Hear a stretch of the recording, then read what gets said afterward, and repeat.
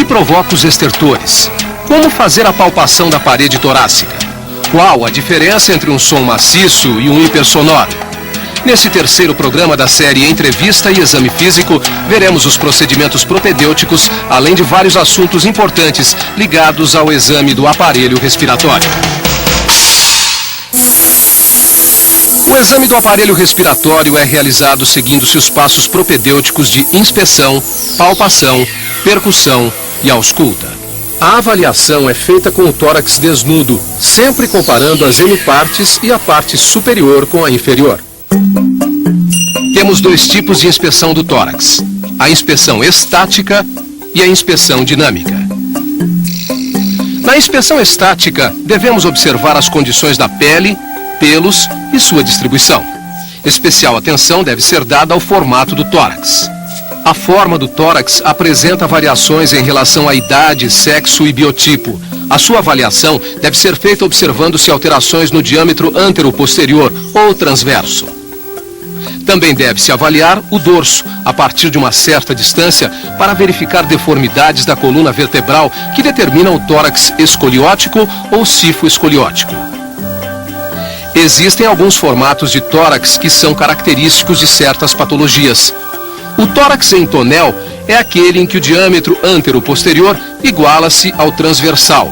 Está relacionado com as doenças pulmonares obstrutivas crônicas, bronquite e enfisema.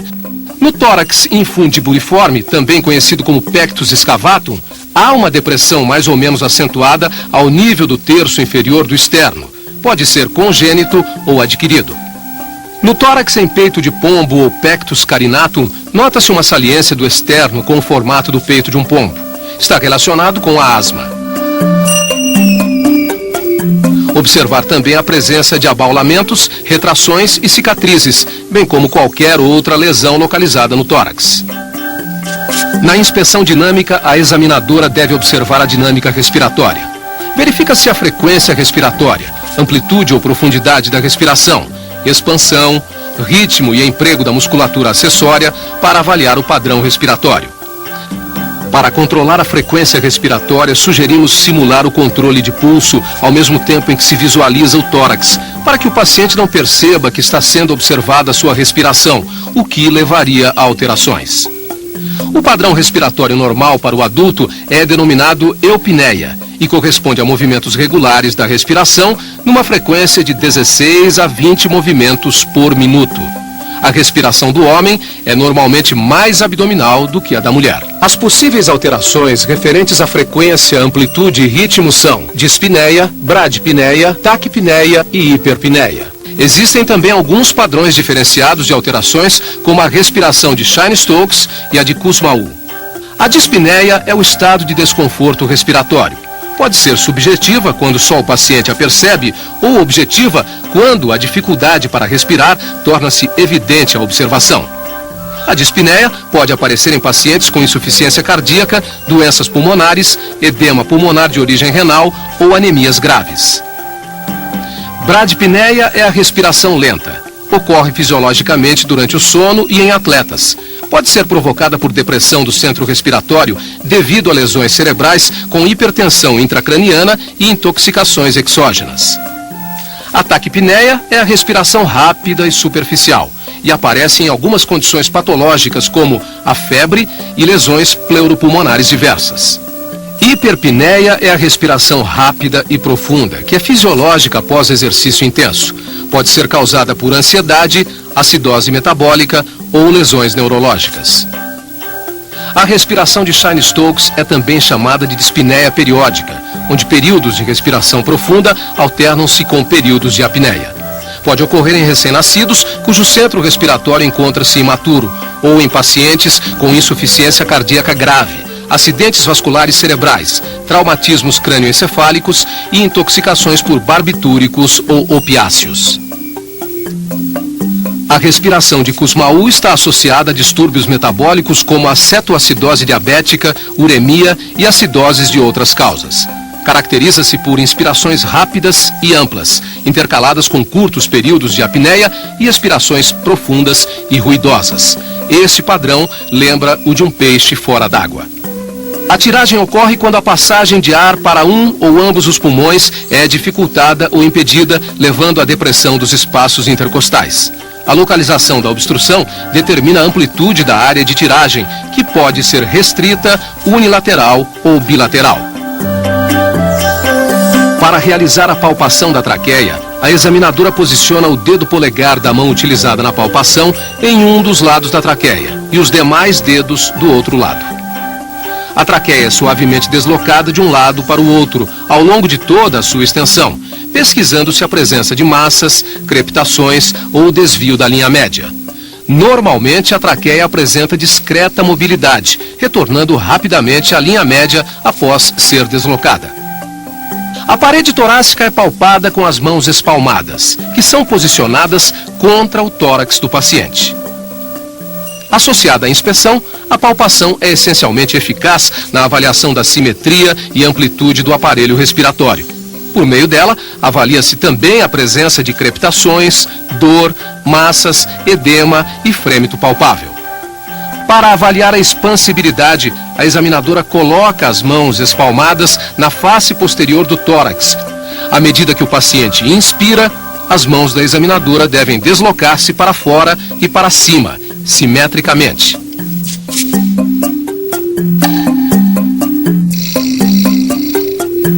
Na face anterior do tórax, as mãos devem estar posicionadas margeando as costelas inferiores. O frêmito tóraco-vocal é provocado pelo movimento do ar através da parede torácica durante a respiração, quando o paciente emite sons.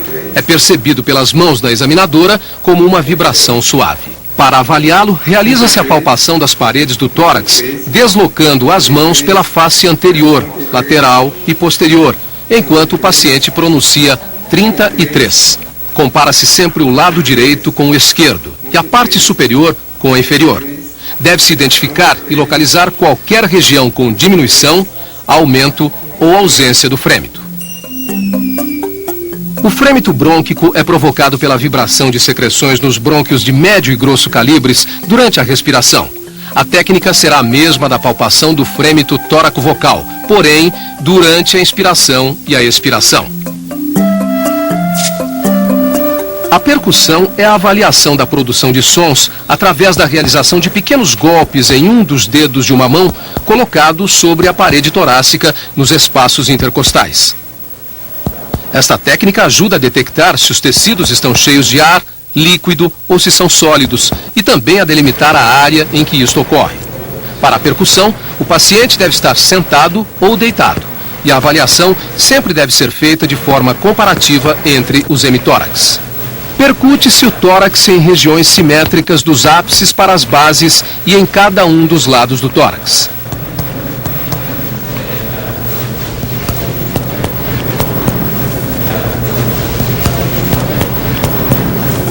Os sons encontrados na percussão pulmonar são claro pulmonar, hipersonoro, submaciço, maciço e timpânico. O som claro pulmonar é aquele considerado normal na percussão dos pulmões. Corresponde à sonoridade provocada pela presença de ar nos pulmões. Na hipersonoridade pulmonar, verifica-se que a nota de percussão é mais clara e mais intensa. Indica aumento de ar nos alvéolos, geralmente provocado pelo enfisema pulmonar. Os sons submaciço e maciço correspondem à diminuição ou desaparecimento da sonoridade pulmonar, que ocorre quando há uma redução ou ausência de ar nos alvéolos. As suas causas mais frequentes são os derrames ou espessamentos pleurais e a condensação pulmonar devido a pneumonias, tuberculose, infarto pulmonar e neoplasias. O som timpânico ocorre quando há ar aprisionado no espaço pleural, como no pneumotórax, ou numa grande cavidade intrapulmonar, como numa grande caverna tuberculosa.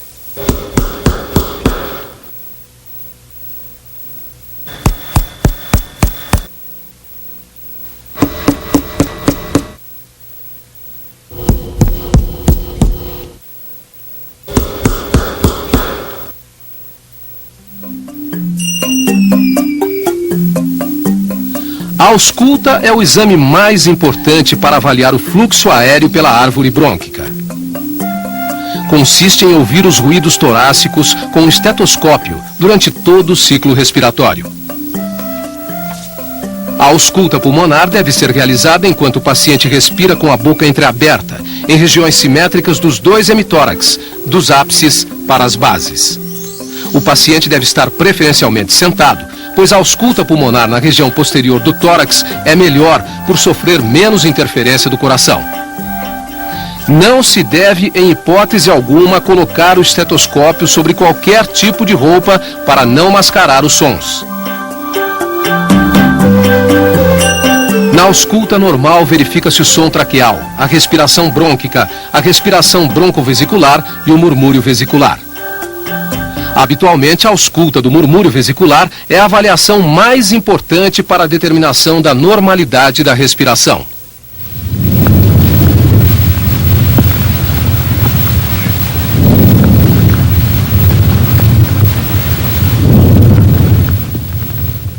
Murmúrio vesicular é o nome dado aos ruídos respiratórios. É auscultado em toda a parede do tórax, porém não é homogêneo, sendo mais forte na região antero-superior, nas axilas e regiões infraescapulares. A diminuição do murmúrio vesicular está associada a condições patológicas diversas, como pneumotórax, hidrotórax, espessamento pleural, enfisema, obstrução das vias aéreas superiores ou oclusão de brônquios e bronquíolos. Os ruídos adventícios são os sons anormais encontrados em pacientes com alterações respiratórias. Dentre os sons anormais, os mais importantes são os estertores, que são descontínuos, e os roncos e sibilos, que são contínuos. Os estertores são ruídos intermitentes, breves, audíveis na inspiração e na expiração, que se superpõem aos sons respiratórios normais. Estão presentes quando há líquidos nos alvéolos. O som dos estertores é semelhante àquele que se ouve ao atritar uma mecha de cabelos entre os dedos próximo ao ouvido ou ao abrir e fechar um fecho de velcro. Existem estertores finos e grossos. Os estertores finos são claros no final da inspiração, não se alteram com a tosse, modificam-se ou desaparecem dependendo da posição do paciente e predominam nas bases dos pulmões. Os estertores finos ocorrem nas pneumonias e congestões pulmonares.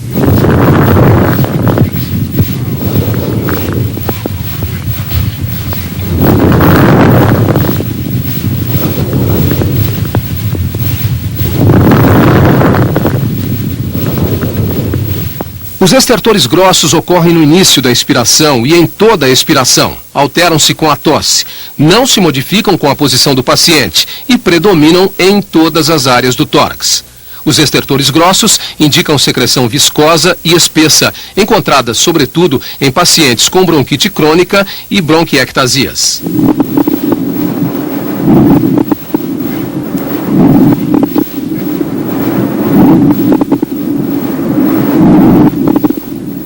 Os roncos são os sons graves originados pela vibração das paredes brônquicas que sugerem a presença de secreções nas grandes vias respiratórias. São encontrados em pacientes com asma brônquica, bronquite e obstruções localizadas.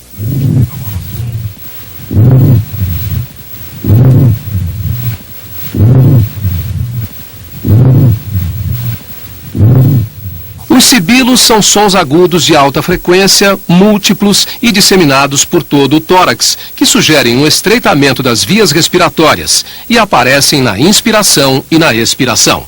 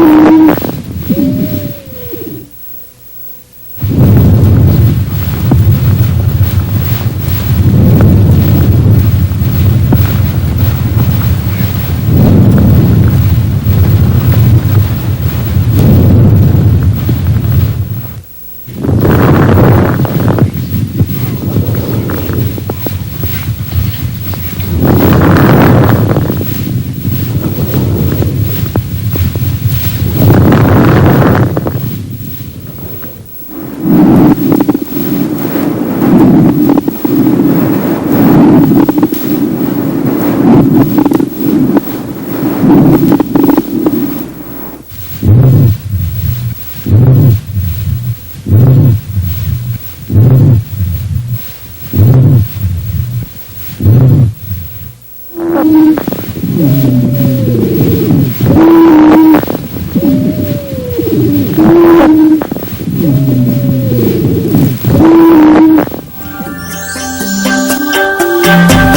simples inspeção do tórax do paciente, a sua posição no leito, a presença de cianose nas extremidades, a sua expressão facial denota um desconforto ventilatório que o mesmo possa estar sentindo.